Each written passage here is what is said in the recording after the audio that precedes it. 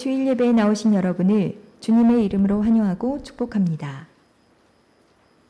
좌석수 50% 범위 내에서 교육부서 포함 모든 성전 예배가 진행됩니다. 예배 회복과 참석을 위해 힘써 주시기 바랍니다. 2021년을 마무리하며 2022년 새해를 맞이하는 특별 새벽 예배가 진행됩니다. 12월 첫째 주와 둘째 주 2주간 진행될 예정이오니 성도님들께서는 최대한 참석하시어 많은 은혜 받으시길 바랍니다. 특별 새벽 기도회 예배위원은 예배당 뒤편 게시판을 확인해 주시기 바랍니다. 이번 주 교회 총선은 5셀입니다. 이상으로 교회 소식을 전해드렸습니다.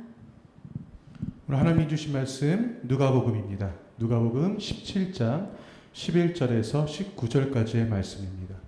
누가복음 17장 11절에서 19절까지의 말씀 같이 교독하며 봉독하겠습니다. 예수께서 예루살렘으로 가실 때 사마리아와 갈릴리 사이로 지나가시다가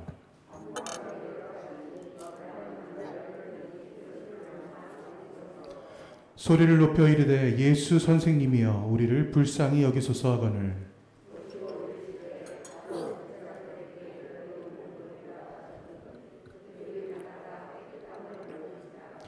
그 중에 한 사람이 자기가 낳은 것을 보고 큰 소리로 하나님께 영광을 돌리며 돌아와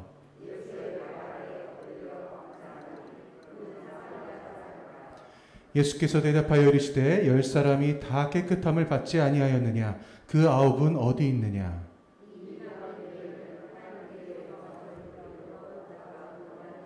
다 같이 그에게 이르시되 일어나 가라 내 믿음이 너를 구원하였느니라 하시더라. 아멘. 할렐루야.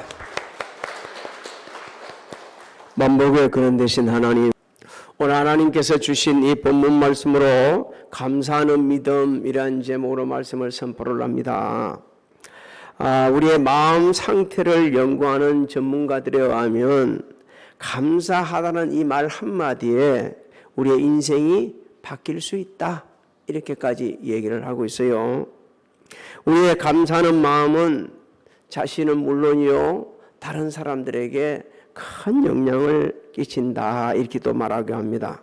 우리는 단지 감사합니다, 고맙습니다 이렇게 말했을 뿐인데 말하는 사람이나 듣는 사람들이 더 건강해진다고 그럽니다. 그 행복해진다고 그럽니다.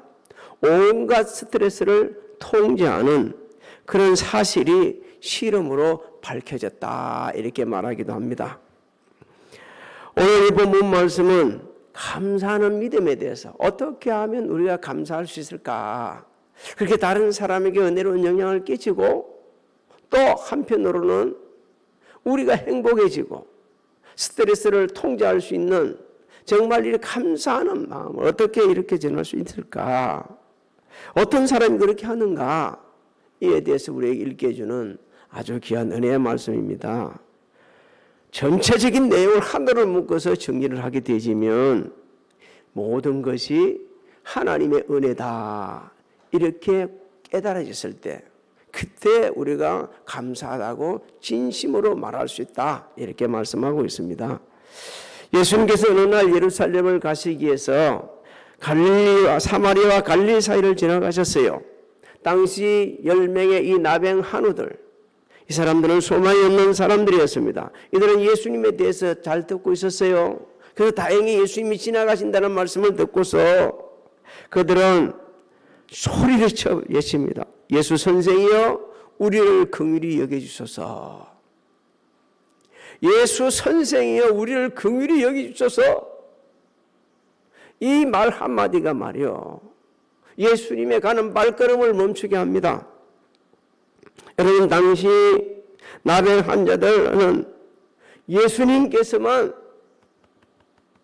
나 치유해 줄 수 있어, 예수님께서만 우리를 구원해 주실 수 있어, 예수님께서만 우리를 온전케 해줄 수 있어, 이런 믿음이 있었기 때문에 그렇게 부르시는 겁니다.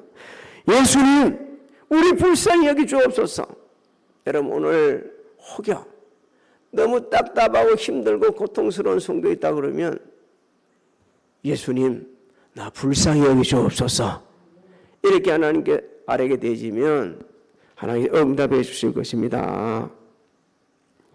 자신을 불쌍히 여겨달라고 하는 그 성도들 하나님께서 절대 외면하지 않습니다. 오늘 말씀을 보면 외면하지 않으시고 예수님은 그 자리에 멈추셔서 그들에게 은혜를 베푸십니다. 14절을 우리 같이 한번 읽어볼까요?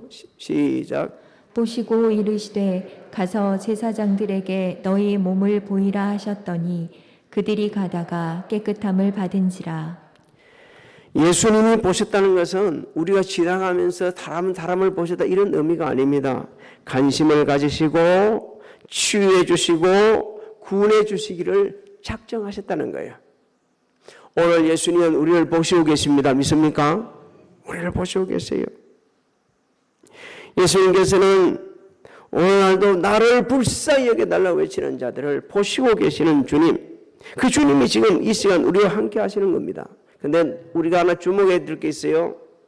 예수님이 즉각적으로 고쳐주지 않으셨어요. 왜 그렇게 했을까요? 불쌍히 여겨주시고 걸음을 멈추시면 바로 고쳐주셔야지. 바로 고쳐주지 않고 오히려 이렇게 말씀합니다. 가서 제사장들에게 네 몸을 보이라. 당시 시대에는요, 제사장들이 특히 이렇게 불치의 병들 나섰는지 안 나섰는지를 판단했습니다. 그러고 다 나았다 그러면 괜찮고 아니면은 더 치료를 받아야 했어요. 주님은 사실상 당시 10명의 그 나병 한우들의 믿음과 순종을 테스트하고 있는 거예요. 아니 지금 안 고쳐주면서 가라 그러면 뭐 가는데 우리가 낫겠어? 아니면 때리쳐라. 얼마든지 그럴 수 있거든요. 한번 생각해 보세요. 절박한 심령에서 도와주라고 왔는데 주님이 이렇게 말씀합니다. 야, 너 집에 그냥 가라. 너무 기분 나쁠 수도 있어요. 너무 힘들 수도 있고 말도 안 된다고 할 수 있어요. 그런데 그들은 순종을 합니다. 나병 한우들은 말씀에 순종해 가다가 깨끗함을 받았어요. 오늘 예배드린 성도님들, 나는 참 생각할 때 이건 너무 말이 안 돼. 그럴지라도 주님이 말씀하시면 그대로 믿고 순종하시기를 주님으로 소망합니다. 그러면 뭐가 일어나요? 기적이 일어납니다. 그런 기적이 일어나요. 당시 나병은 가장 두려운 병 중에 하나였습니다. 가족, 사회와 분리되어 살아야 됐어요. 그야말로 격리됐어요. 우리 지금 코로나 걸리면 격리시키지 않습니까? 지금은 너무 격리할 데가 없어서 그렇게 심하지 않으면 집에 있고 너무 심하면은 중병 또 옮기고 진짜 심한 사람들은 병원에 이렇게 격리를 시키고 있어요. 왜? 그 옮기니까. 당시 사회에서는 이 나병을 치유할 수가 없었어요. 그래서 격리를 시킵니다. 그래서 성 안에도 살지 못하고 성 밖에서 살았어요. 정말 비참한 생활을 할 수밖에 없었습니다. 우리 인생 여정에도 스스로 극복할 수 없는 여러 가지 일들이 많이 있을 수 있어요. 여러분 2021년 11개월 후에 살았습니다. 다 되던가요? 계획대로 이루어졌습니까? 극복할 수 없는 상황에 맞닥뜨리지 않았습니까?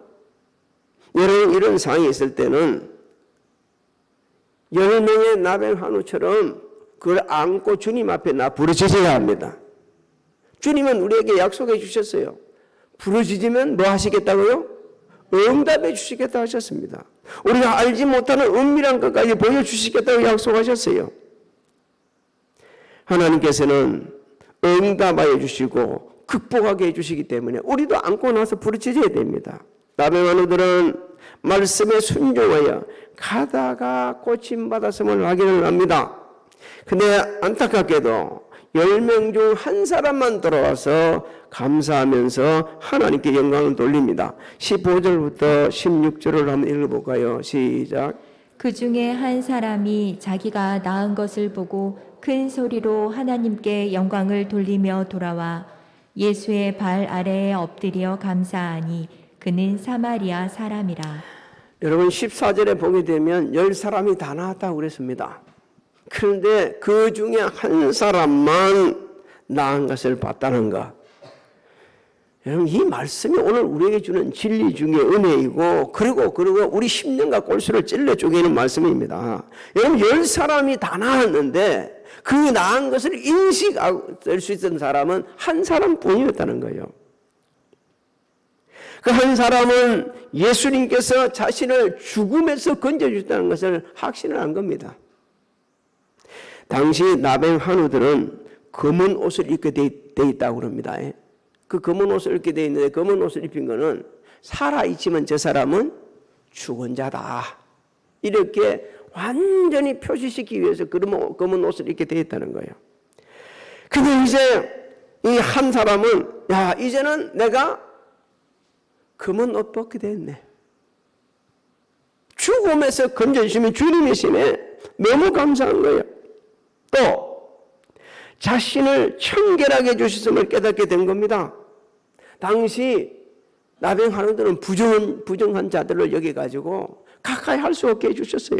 그렇기 때문에 멀리 서서 예수 선생이 우리 좀 살려주세요, 고쳐주세요 이렇게 외친 겁니다. 그 정결하게 됨으로 인해 가지고 이제 가정을 돌아갈 수 있었어요. 사회 일원으로 이제 복귀할 수 있게 됐어요. 자신의 삶이 완전히 회복해 줬다는 사실을 깨닫고 그는 돌아온 겁니다. 자신의 나은 것을 봤다는 것은 예수님께서 자신의 육체적인 고통, 정신적 고통, 마음의 상처를 완전히 치유해 주셨다는 겁니다. 여러분 우리가 살다 보면 육체적인 고통도 힘들지만 정신적인 고통이 얼마나 어려운지, 마음의 상처가 얼마나 큰지 한 번쯤은 다 경험할 거예요. 어제 저는 970만 원이 교회 잔고였는데 50억 원이 넘는 성전을 건축한 데 가서 입당 예배 축가를 하고 왔거든요. 근데 그 목사님이 하시는 말씀이 나 몸 20kg가 줄었어요. 눈도 깜짝 안 한다. 20kg가 줄었다는 건요. 정말 힘든 거예요. 얼마나 힘들었으면, 은혜는 은혜지만 얼마나 힘들었으면 20kg가 빠져 없어졌을까요? 우리가 인생을 살다 보면 육체적인 고통, 정신적 고통, 마음의 상처, 여러분 이 상처를 치유해 줄 분은 예수님 분입니다. 그래서 예수님 앞으로 나와야 돼요. 그러면 예수님께서 우리를 이렇게 치유해 주시고 회복시켜 주십니다. 이제 그 은혜에 너무 감격하다 보니까 큰 소리로 영광을 돌립니다. 하나님이 저 고쳐주셨어요. 하나님께 저 회복시켜 주셨어요. 하나님께 제가 새로운 삶을 살도록 해주셨어요. 오늘 이 나병 환우의 외침이 저와 여러분의 외침이 되시기를 주의 소망합니다. 너무 우리 움츠리고 살았어요. 코로나 때문에. 지금도 사실 겁이 나지 않습니까? 계속 몇천 명이 늘어나는 순간에 누가 누군지도 모르잖아요. 방역을 아는 게 아니라 방역을 합니다. 마스크 철저히 씁니다. 어떤 사람 2개, 3개까지 쓰고 다닙니다. 근데 하나님이 지켜주셔야 합니다. 방역이 필요 없다는 게 아니고 해야 되는데 근본적 하나님 지켜주셨어요. 지켜줘야 됩니다. 그래서 이게 하나님의 은혜입니다. 지금 소리를 치고 있는 거예요. 예수님 발 앞에 엎드리는 거 보십시오. 예수님 앞에 지금 겸손하게 예수님의 구세주를 고백하고 있고 예수님의 구주를 영접하고 자신은 시인 중에 죄인이라는 것을 고백하면서 복종하고 있는 겁니다. 그래서 하나님에 감사하는 거예요. 사랑하는 성도 여러분, 언제 전심으로 진짜 감사할 수 있느냐?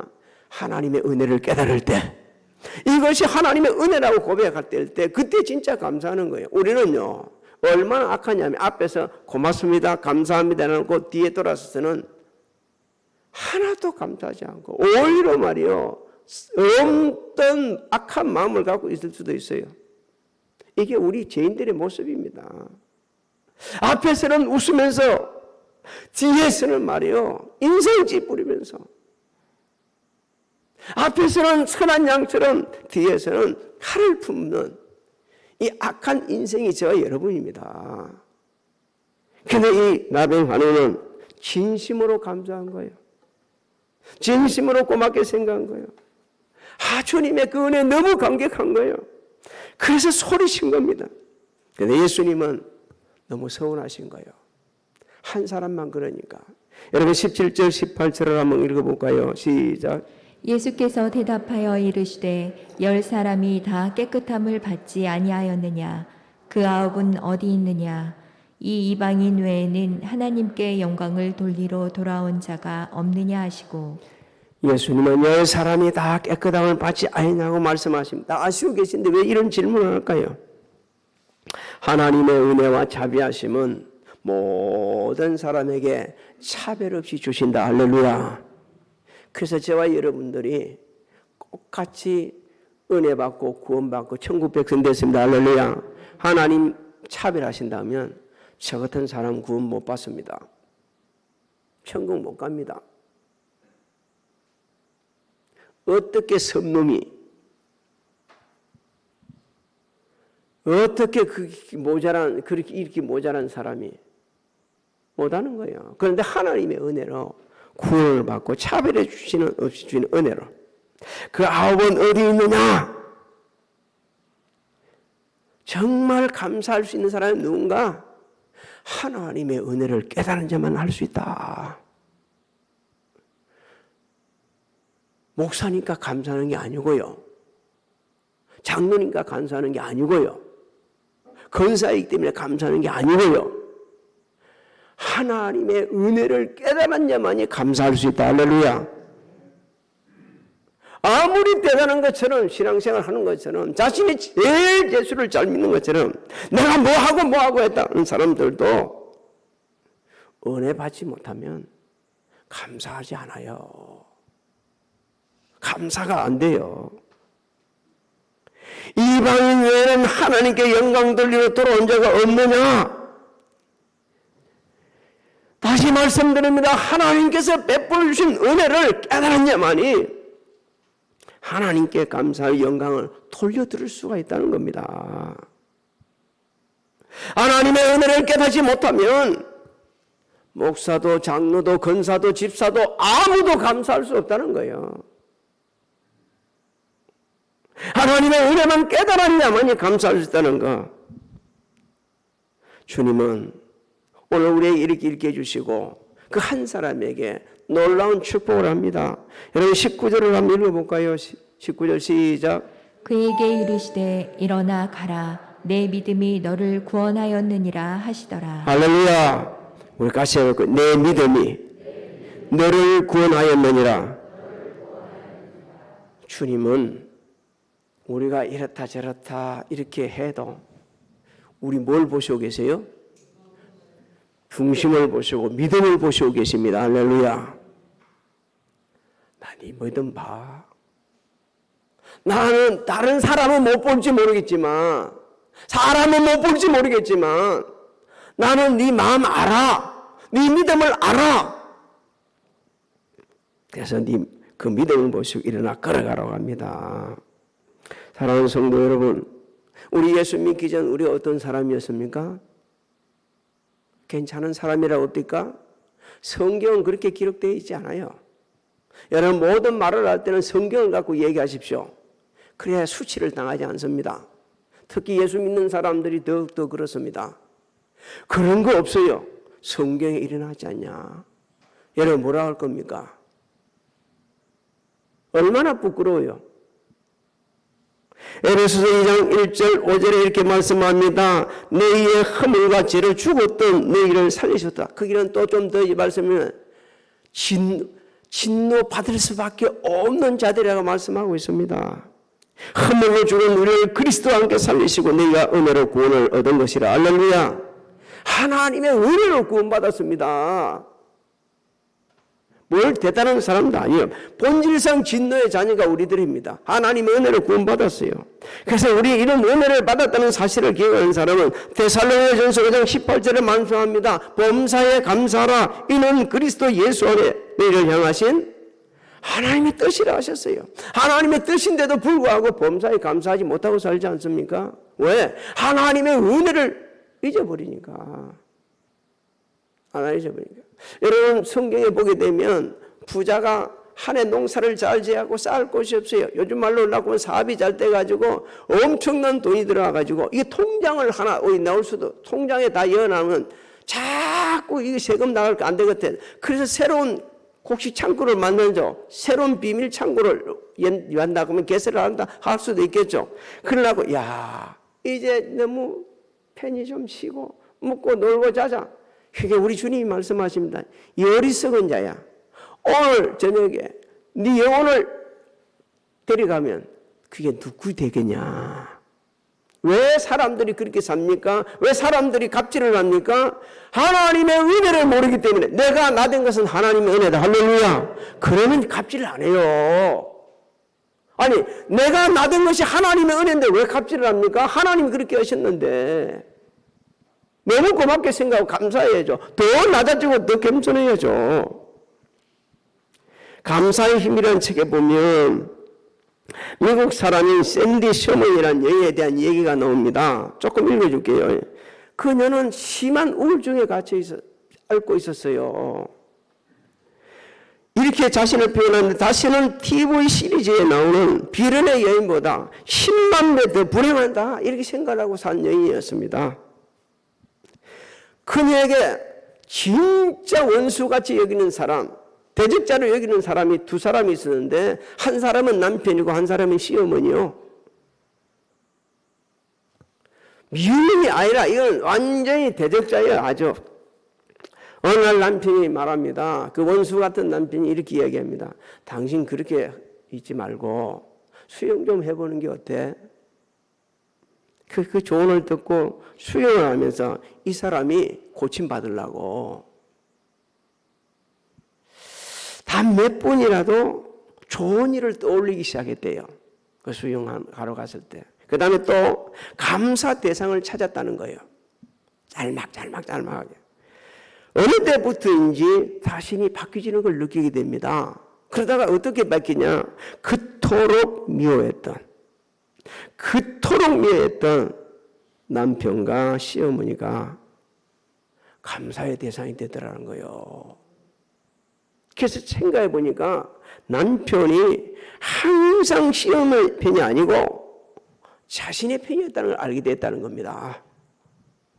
시어머니가 잔소리하는 게 아니고 자신과 남편을 위해 신경 써주는 걸 깨닫게 됐다는 거예요. 그 이후 그 발단인데 그 여인이 이렇게 말합니다. 좀 제가 그대로 옮겨볼게요. 매일 있었던 감사해야 할 일을 잠시라도 생각해 보면 제가 더 활기찬 사람이 된 것을 느낄 수 있지요. 더욱 활동적이고 욕심을 덜 부리게 돼요. 이러다 보면 주변에 널려 있던 복잡한 일들이 하나 둘 사라지는 것을 발견하죠. 바꿔보는 거예요. 미워 죽겠는 사람을 바꿔보게 되면 감사의 대상이 되는 거예요. 여러분, 네 편, 내 편이 어디 있어요? 가족 중에. 그런데 편이 있어요. 남편은 항상 누구 편이다?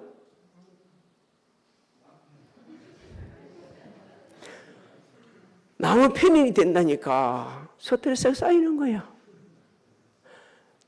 내 편입니다. 아내는 누구 편? 자식 편? 내 편이요? 대답 하나도 안 하네. 이렇게 삶이 바꿔지는 거예요. 우리의 삶은 계획대로 진행되기보다는 전혀 다른 방향으로 진행될 때도 있습니다. 때로는 그런 때도 있지만 아침에 그 행복한 가족끼리 식탁에 앉아서 식사하다가 사소한 말 한마디 때문에 하루 종일 불편하고 그게 큰 불행을 만드는 그런 일들이 비일비재하지 않습니까? 어떤 사람 마음에 불안이 있습니다. 어떤 사람은 불평불만이 가득합니다. 그냥 이게 쏟아져 나오는 말만 들어보게 되지면 불평불만이 쏟아져 나오고 미워하고 험담하고 그러면서도 자신이 얼마나 그 자신이 불행한지를 모르고 있는 거예요. 하나님께 오늘 이 말씀을 통해 읽게 줍니다. 진짜 그리 살면 네 인생 불행해. 그러니까 이 모든 것들을 안고서 하나님 앞에 나오라 하십니다. 그래 부르시더라고 그럽니다. 그렇기 때문에 자유함을 얻는다는 거예요. 왜? 정말 감사하는 믿음, 정말 감사하는 마음을 가지고 나오면 하나님 그 마음을 보시고 치유해 주시고 만져주시기 때문에 회복이 되는 겁니다. 우리가 하나님 말씀에 겸손하게 순종하고 진심으로 감사하게 되면 하루 종일 편안할 수 있습니다. 우리 매일의 삶이 하나님의 은혜를 고백하게 되면 불평불만이 사라지기 시작합니다. 하나님의 은혜이기 때문에 우리가 진심으로 감사하게 되지면 고맙다고 말하게 되지면 인생이 바뀌어집니다. 어제 그 건축한 사람 중에 집사님 한 분이 간증하러 나왔어요. 그래서 그분 얘기가 너무 솔직하고 마음에 닿았어요.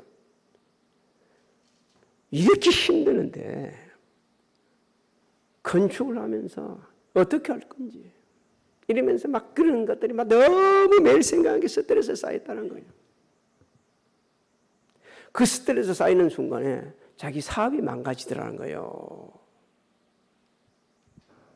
근데 다시 아내와 아이들이 말하더랍니다. 왜 아빠는 그렇게 하냐? 하나님이 하시는 교회. 하나님이 하실 건데. 그래 그 말을 듣고 마음을 고쳤더니만 자신도 새로워지고 기적이 일어나서 970만 원밖에 없던 교회가 50억이 넘는 교회 잘 지었습니다. 그 건축이 이루어진 과정을 쭉 얘기하더라고요. 은혜 안 됩니까? 다른 데는 박수 치더만 우리는 박수가 치는 게 아니라 어휴 끔찍해. 아이고 사랑하는 성도 여러분 감사합니다. 고맙습니다. 이렇게 하면 왜 우리 인생이 바뀌어지는가? 성경은 이렇게 해주고 있어요. 민수기 14장 28절을 한번 읽어볼까요? 시작. 그들에게 이르기를 여호와의 말씀에 내 삶을 두고 맹세하노라. 너희 말이 내 귀에 들린 대로 내가 이렇게 행하리니. 할렐루야. 한 번 더 읽어봅니다. 시작. 그들에게 이르기를 여호와의 말씀에 내 삶을 두고 맹세하노라. 너희 말이 내 귀에 들린 대로 내가 너희에게 행하리니. 누가 맹세를 했어요? 하나님께서 하나님의 이름을 두고 말씀을 두고 맹세를 했습니다. 여러분 불행하다고 말하겠어요? 감사하다고 말하겠어요? 남을 칭찬하겠습니까? 험담하겠습니까? 오늘 말하는 그대로 들으시고 이루시는 하나님 아버지, 하나님 앞에 감사하는 성도, 이것은 마땅히 해야 될 의무이지만 그런 성도는 하나님 앞에 사람 앞에 그 성숙한 신앙, 성숙한 영혼의 표지가 되는 겁니다. 시편 50편 14절로 15절에 감사로 하나님께 제사를 드리며 지구하신 내게 내 소원을 갚으며 한란 날에 나를 부르라. 내가 너를 긍휼히니 내가 나를 영화롭게 하리로다. 할렐루야. 사랑하는 성도 여러분, 낙심할 수 없는 상황도 있을 수 있어요. 너무 고통스러운 상황도 있을 수 있어요. 하지만 어떤 상황에서도 그 상황을 부르지 안고서 하나님 앞에 나 부르짖으시고 감사하면서 영광을 돌려보시기 바랍니다. 그럼 바꾸지기 시작합니다. 왜? 하나님께서는 아까 약속하셨잖아요. 하나님 귀에 들리신 대로 행하시는 하나님. 금년을 하나님의 은혜다. 이 모든 것이 하나님의 은혜라고 고백하시면서 금년을 마무리하시고 기도하면서 감사하며 새해를 준비하여 형통한 은혜를 누리시기를 주의 이름으로 소망합니다. 소망합니다. 소망합니다. 우리가 한 해를 마무리하고 새해를 준비하는 기도회를 지금 가집니다. 새해들에서 기도해 보니까 제가 보니까 너무 늦다. 그런 걸 오래전부터 깨달아가지고 우리 교회는 다르게 하자. 그래서 12월 달에 마무리하고 12월 달에 새해를 준비하자 그래서 하는데 바쁜 중에도 우리 성도님들을 다 좀 그래도 좀 참여할 수 있게 하기 위해 가지고 여러분들을 참여를 시켰는데 다른 분들 다 나오고 그렇게 바쁘신 분들이 다 바쁘시지만 나올 수 있는데 우리 양은석 집사님하고 김성주 집사님이 좀 바쁘실 건데 두째 주 12월 둘째 주 월요일 날 했습니다. 월요일 날은 아마 뭐 여기서 가 있더라도 여기서 출발할 수 있을 거다 해가지고 첫째 주 월요일 날, 둘째 주 월요일 날에 그렇게 해놨으니까 좀 보시고 참고하시고 다른 분들도 다 보시고 참고하셔서 함께 나와서 예배드리고 또 저도 정성을 다하여서 하나님 말씀을 준비했으니까 사랑하는 우리 성도님들도 다 참여하셔서 함께 은혜 받기를 주의 이름으로 소망합니다. 오셨는지 안 오셨는지 모르겠는데 우리 연주 전사님이 지금 저 치료를 잘 받고 이제 이번 주 안으로 아마 출국을 해야 될 겁니다. 위에서 기도 많이 해주시기 바랍니다. 그 밖에도 또 다른 여러 가지 사안들이 많이 있는데 하나님 앞에 늘 기도하면서 함께 일어서 가면서 좋은 일들이 많이 있기를 주의 이름으로 축복합니다. 일입니다. 모든 것이 은혜임에도 은혜를 알지 못하고 마치 내가 한 것처럼 너무 교만했던 지난 세월들 하나님 그럼에도 우리를 보살펴 주시고 일깨워 주시고 여기까지 함께 해주심을 감사를 드립니다. 만군의 여호와여 남아있는 인생 여정 얼마인지 알지는 못하지만 우리 모두 살아가는 동안 이 모든 것이 하나님의 은혜임을 고백하면서 전인격적으로 감사할 수 있는 우리 모두가 되게 하여 주시옵소서. 지금은 우리 주 예수 그리스도의 은혜와 하나님 아버지의 만극하신 사랑하신가 성령님의 감화감동 교통의 역사하심이 가정에서 교회에서 각자의 위치에서 예배를 드리고 하나님께 감사하는 사랑하는 성도들 머리에와 가정, 직장, 사업장, 자녀들 진행하고 있는 일들 새 계획에 지금으로부터 영원토록 함께 하실지어다.